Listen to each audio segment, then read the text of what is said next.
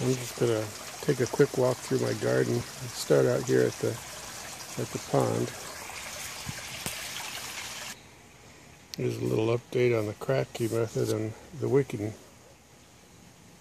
pots there. Kratky method, it's one thing to keep in mind when you're doing a Kratky method is do everything the same plant.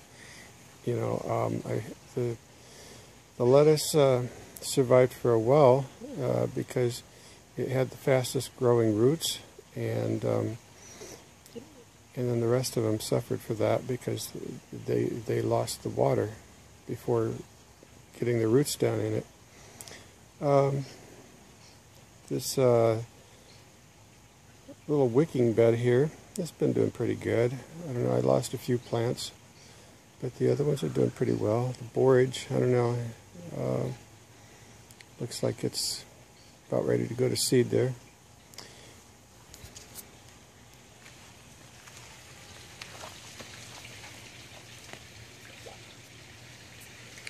The trees I planted this year are doing well.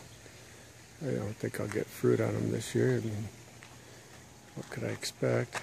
So that's a heck of a that's a eggplant back there. Looks like a tree. I also planted some squash. Hopes was that it would act like a ground cover, but I have too much shade back here, and I'm actually kind of worried that my trees won't do very well back here. We'll have to see. So this is the hydroponics. They're doing pretty well.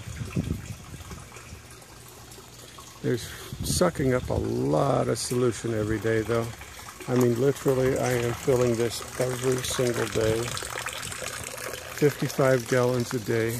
Now, there is a small leak, but it certainly can't account for much of that. I mean, it is a very, very small leak coming through my Uniseal, which is disappointing. I cleared out a lot of that lettuce that was growing in here. I left one. I'm going to try to use the seeds from this one. That's a... oh shoot, I forgot to turn that off. It's really not running, it's just that that timer leaks. So we're going to go back over there. That's been going for probably half hour, so I don't want to be wasting any water. But that's why I put it on a timer, so that you can keep this full but not waste anything. This is the bioponics here. It's doing very nicely. This is tomatoes and kale. I'd say these tomatoes got a little bit of a hindrance in their start compared to these over here because they were in amongst all of the lettuce that was growing so tall that it had gone to seed. So this is all still part of the bioponics, and gotten a lot more color back in things. This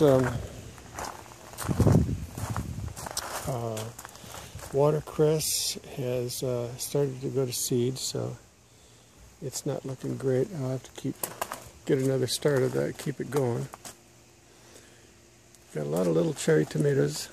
I love this. I'm going to walk over to the other side.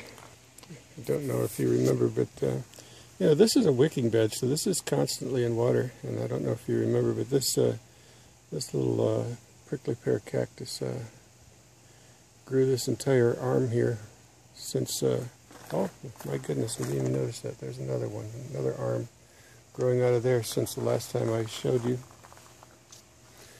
And over there, earthen beds. I should probably take the lettuce out of it, but you know, I kind of like it. And then we've got lots of squash going here. Got more tomatoes and tomatillos, lots of flowers. I don't see any fruit setting just yet. And then up here I've got these wicking barrels. I'll tell you what, if you're an apartment owner or just a renter, I think this would be the perfect setup for you. You know, these are very carefree. I can go quite a few days without having to add any water. Oh, and I'm going to be growing asparagus, just exclusively asparagus in this area. And I weeded out that area. I don't know if you recall, but that was 5 feet tall with weeds. Or actually, it wasn't weeds. It was just lettuce and arugula and different greens that I had never finished, never picked them. I've got a volunteer here. This is a Guatemalan blue banana squash. And then back there, well, all across the front here. Here, I'll give you a better perspective of this. So this area here that's been built up is all hugelkultur. And we've got a little volunteer super sweet cherry tomato growing here. The earthen beds are doing really well. Remember, this is the one with the 8-watt pump down in there. And everything's flowing good. I have had to water from the top a few times here. You might notice, like this one here, it tends to get just a little bit dry during the afternoon.